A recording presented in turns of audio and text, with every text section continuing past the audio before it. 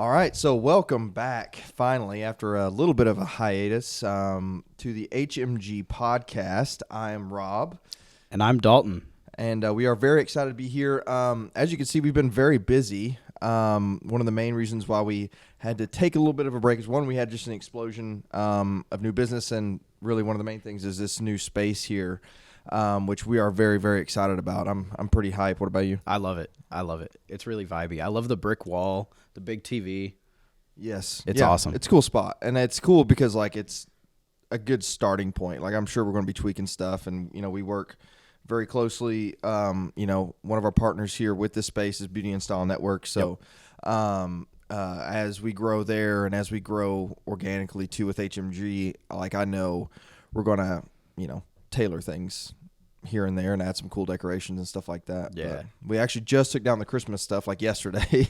Yeah. So, which it's still, this is our earliest ever taking down Christmas stuff, but. Oh, really? Yes. Oh, we took ours down like 2 days after I got back from vacation. Really? Yeah. No, yeah. Normally I'm like a February, March guy. Oh my God. But then I realized, like, I don't know. It doesn't have the same effect if it's not Christmas time. So. At that point, it's just in the way. Like, You're about to go on spring break. Like, oh, yeah, we got to take down the tree. Yeah, well, it's spring cleaning and Christmas downgrading time. Oh, my goodness. But yeah, so we wanted to, talk about our new space, which we kind of did already. Talk about the new year. We're also going to be talking about, Beauty and Style Network, some of the stuff we're trying to do there, and kind of the current media going into 2022. Yeah. I kind of wanted to talk about, where things are going. I mean, we just had the Metaverse announced. We had, a bunch of different things. I forgot we hadn't even talked about that yet. It's been a really interesting time, and it's a really cool time to be involved in the media world. So yeah, we have a good little bit to talk about. But first, do you have any like New Year's resolutions or anything? I want to create more on social media. So like, the last couple of years I got really into TikTok, like we've talked about, and that kind of stuff. And I've kind of taken a step back from that, and I want to get a little bit back into that. Not so much as I was before, but just have like consistent stuff there. And at the same time, I'm really into Instagram Reels right now. Mm-hmm. And so just like you've seen me since I got that new iPhone. I got the iPhone 13 Pro Max with the terabyte hard drive in there. And since I've gotten that, I've been filming like all the time, just shooting little like one-off clips and here and there kind of stuff, and trying to put them together for Reels. And I've had a lot of fun with that. And there's a lot of opportunities for growth on Reels right now too. Yes. Yeah. And I think like we were talking, they're really starving for creators on Reels. Yeah. Cause nobody uses it, but they push it like crazy. Mm-hmm. Algorithmic wise. Yes. Yeah. Yeah. If you go on Instagram, before you see 5 picture posts, you'll see 5 Reels. Mm-hmm. Like, The format of the short video content, I think we saw like the kind of forecasted through Vine and like just that random popularity that Vine got. Yeah. And it seems RIP to Vine. But, with how popular that was, I think it was really forecasting like the success that we've seen in that really short term or short form video platforms, like Instagram Reels or TikTok especially. Yeah. Because TikTok came out of nowhere, or TikTok was Musical.ly first, yes, where like 12-year-olds were just lip syncing songs. Yeah. And then now it's a whole it took an evolution to get to where we are. Yeah. Because at first, I think the problem is like Instagram is cool because, well, one, it was like it started off as like a platform for photographers. Yeah. Right.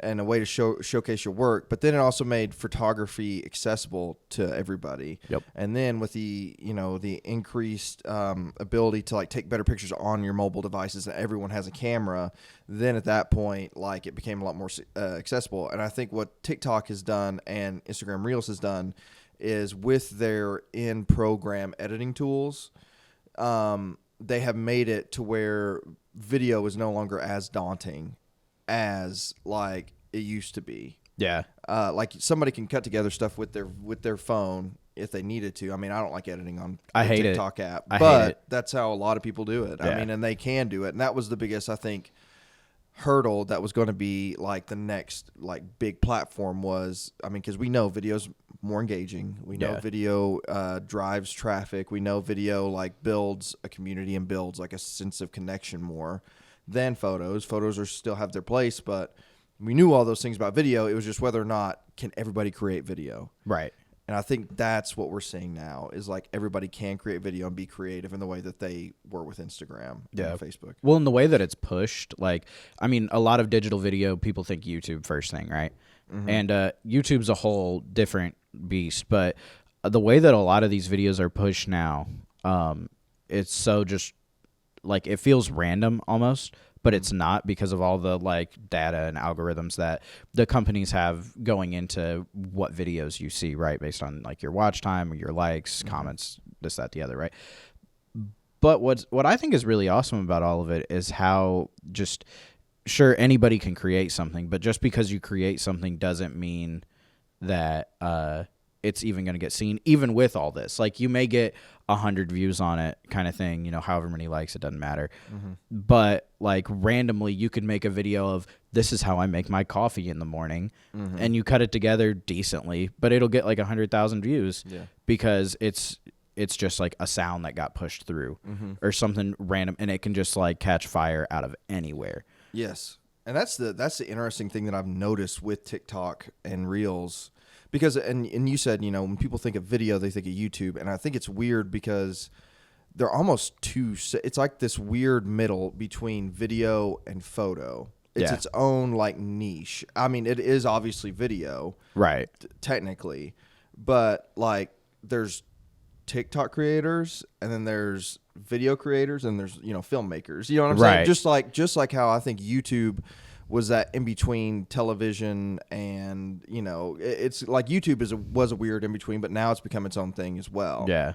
So, like, you know, it was a weird in between as far as, like, you don't have the, you know, the budgets of, like, the big studios and stuff like that. But now some YouTubers do. They do. I mean, but it's like, it's weird to see this evolution and how quickly it's happening. But it's fun, and the fun thing is like that I've noticed is a lot of times people making TikToks, the mentality is different on making TikToks and Reels. Yeah. Because if you're putting something on Facebook, like, that's for your Facebook friends to see, and you realize that. Right. You realize it's probably not going to get pushed much beyond that.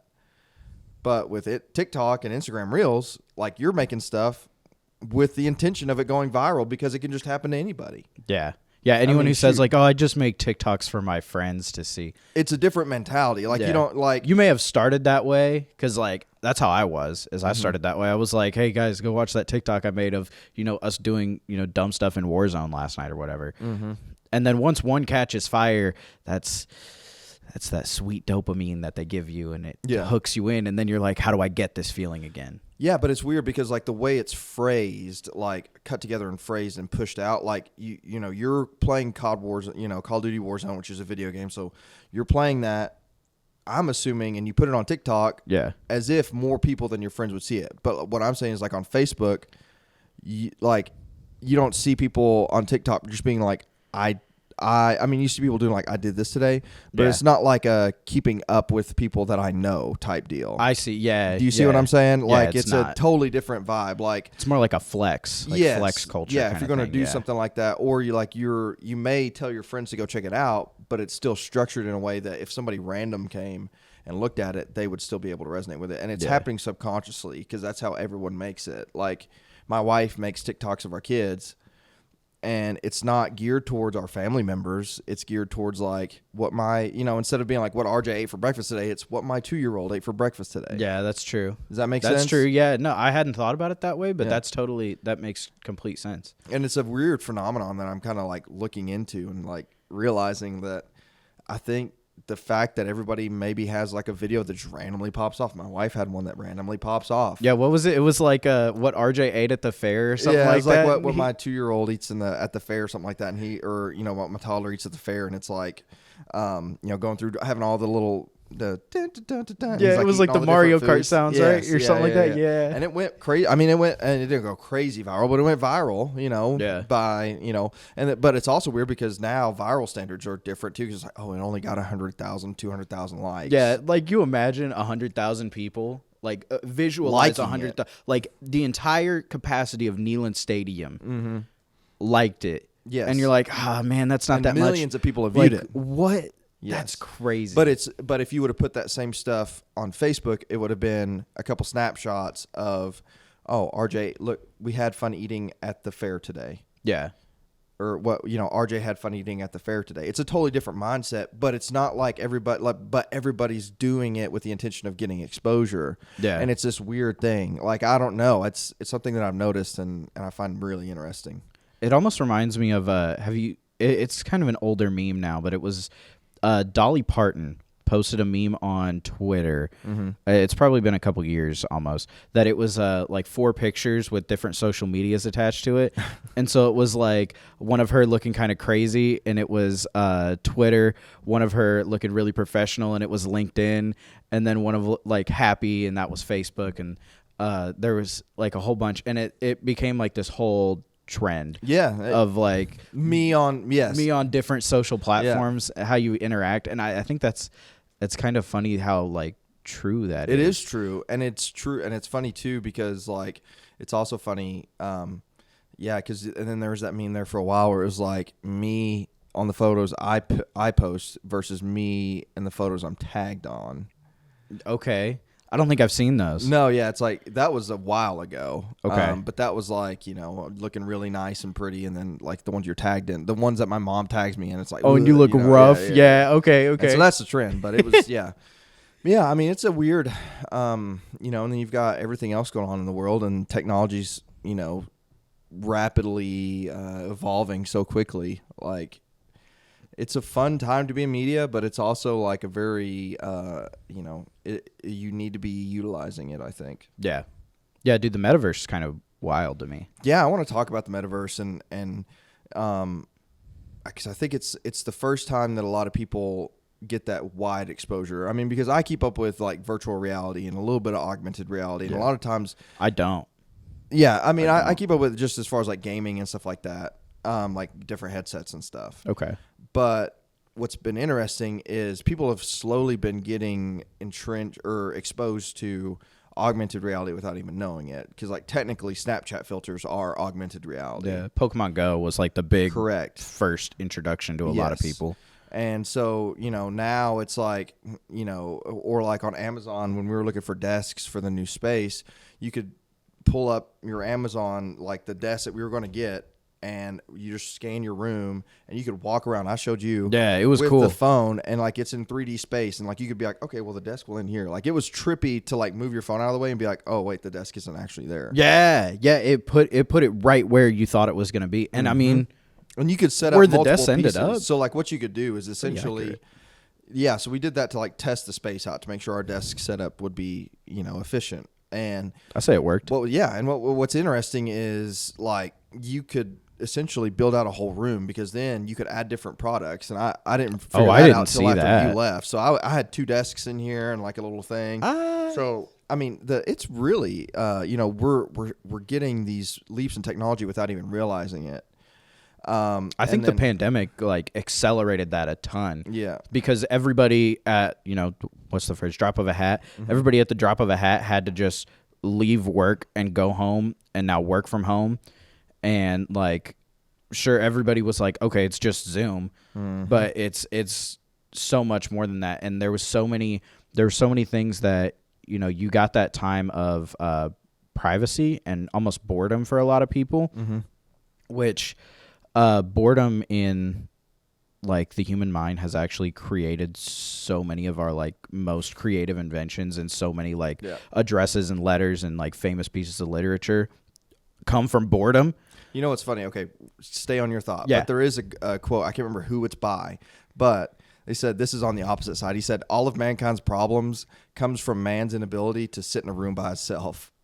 And that's wild, actually. And it's like, that's true. But a lot of good can come from that as well, too. So yeah, that's like 2 sides of it. But yeah. A lot of, I know like a lot of past presidents and famous world leaders have utilized that just like isolationism to have some of their best ideas. And so I think like with the pandemic and sending everybody home and isolating everybody, you're accelerating that, because all these people who may have been doing something that they didn't love beforehand are now being isolated, and they have time to focus and really hone in on things that they could do. Whether that's good, bad, or whatever, like people want to do things. Everybody has that little drive inside of them to do something, and then you take that to another level, and you send Mark Zuckerberg home, And he's like, okay, well, I hate Zoom, so we're just going to build this alternate reality that you put on these goggles or you put on these glasses, and you can have your Zoom meeting just like we're talking right now, except you are 3D animated Rob, and I am 3D animated Dalton, and I'm about a foot taller. Yep. And the interesting thing too, I think, with the pandemic, as far as media and stuff and all these like cool technologies, is it turned, there's a kind of a key, like if you think of life before COVID, like 2019, it's hard, to 2020, it's weird to think about, but also I think what happened, something is, everybody was bored and stuff like that, but also the mentality switch from a lot of these technologies being cool, cool things that are happening and cool gimmicks to necessities. Yeah, big time. And so, no longer was, if you can't make the meeting, okay, and everybody's, we may just do it on Zoom. Now it's like, okay, just to be safe, everybody, we're going to go on Zoom, or we need a fail safe. Everybody needs to make sure you have a Zoom account, so that way if we can't meet, we're going to be able to meet on Zoom. Yeah. And so I think that's something that happened throughout, that like, or like the ability to communicate with the people that you work with or your clients. And that's something that I've noticed with the people we work with is, through the pandemic, so a value that we didn't realize that we provided was, if you have to close down, we still offer you a way to professionally speak to your audience and your clientele, in a way that normally was not available before through media management and as well as professional content production. Because if you're closed and all of a sudden you have a COVID outbreak and you're down for 2 weeks, one, you want to make sure you're telling everybody what's going on in a professional manner and it looks good and it matches your brand. And then two, like, you don't want to just leave them high and dry. It's like, oh, we're done. Peace out. We'll see you in 2 weeks. Like, you can't do that. And then so that was something. You can't just tape a sign on the door. That was something that, like, an evolution for us that we saw was like, when people close down, we have the ability to still interact and maybe even, depending on what you're providing, help communicate to your clientele to where they can still use your services or products. Because if someone just hears that you're closed, but actually you're able to still do curbside pickup or something, or you're still, if you're providing like a service, we'll be doing these digital seminars that we produce, we have to help you get that out there. So I think it's a weird thing. Like, it shifted a lot of priorities, and it made people realize how susceptible you can be to being out for 2 weeks. Yeah. So 2 weeks on paper, 2 weeks. It's like, it's not that bad until the second Tuesday rolls around and you're like, God, I want to go back to work. Well, I don't think anybody realized that they had never taken 2 weeks fully off.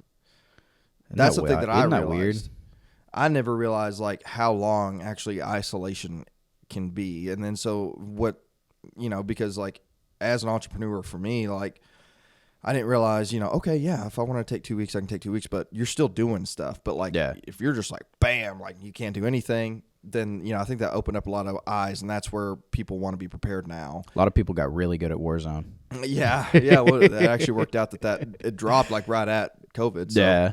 Yeah. I mean, it's definitely an interesting time. And I keep telling everybody, I'm like, we're going to look back and be like, oh, do you remember like early 20s? That was a weird time. We don't talk about the early 20s. Yeah. And it's like, yeah, it's definitely a weird time. But kind of moving forward, so you want to make more content. What Definitely. Else? Anything else? Make more content. Yeah, that's really my big thing. I always want to grow as a creator. of all facets. Like, no matter what, like, I want to be better at editing. I want to be more consistently like good at shooting. I don't know. I want to write more. That's a big thing. I didn't write too terribly much last year. But I go on these weird like cycles. So say 2020, for example, I wrote all the time, which part of that was boredom. Yeah. And time. Yeah. Time. Yeah. I only had Zoom classes and I couldn't go work at the bar. So it was like, okay, I'm either going to sit here and play video games after Zoom classes, or, I could, formulate these stories and, express myself kind of thing. And so I did a little bit of both, and I wrote a ton through 2020. I actually have a feature film on my laptop somewhere. Oh, wow, yeah. That I finished, polished, revised in 2020. And then last year, I wrote very little, but even before I started here, I was like, that was my shooting development year. Mm-hmm. And then like this year, I mean, we just gonna see. Mm-hmm. It's kind of, it's a weird cycle, you know, you going from, it's almost like a life of production, right? So you have that 1 year that's just really heavy on pre-production, and 1 year that's really heavy on, you know, production itself, and then maybe 1 year that's really heavy on post. We'll see. I don't know. Yeah, leaving it open a little bit. Yeah, a little flexibility. Yeah, I'm kind of the same way. I mean, really, it's just getting better and across the board, and like doubling down on what you're good at, and you know, trying to get the things that you maybe you're weak in, helping people or getting people on board that help you with those weaknesses. And so I definitely want to follow a schedule more, like with a lot of things. And I feel like this podcast is like a big part of that. Yes, is like I know whenever we started, we had talked about, you know, let's try to do this really consistent, and then everything went crazy, which is in how the fall. goes, yeah, you know? And so it was like, okay, we have to put things on the back burner here and there. But I think like even if we just force ourselves to do it, just doing it. Well, and now we have the space. I mean, 'cause it was it was in the so other space. It was pretty cramped. To set up the podcast before here, we had our small office, the old office, and we had to put our light in basically like the lobby area and point it through the door frame. Yep. And then set up that desk and get it all decently set up. We didn't even have these until today, pretty much. So we were holding the microphones, and this is a lot. Yeah, and I think that's the thing too, is like breaking down those barriers to doing the things that you know you need to do, and like you know, like laying your clothes out the night before is an example. You know, like if you have to get up and work out or whatever. But so like here, having the space, having the room, having the lights set up, you know, having, you know, pretty much. I mean, we have a set over here. Yeah, the beauty and style set. The beauty and style set. And we, you know, we can shift stuff around. So I mean, I'm sure we'll be tweaking stuff, and you know, we may not always be right here. But we may be on the couch. Yeah, we may. Yeah, I don't know. We'll have to see. But yeah, I think I'm excited for the new year, and I think we're both excited for it, and I'm excited for all the things to come, and we are excited to take you guys with us. So absolutely, make sure to tune back in to the HMG podcast. We appreciate you guys stopping by, and we will see you next time. Be sure to check us out on Instagram. Yes, Reels.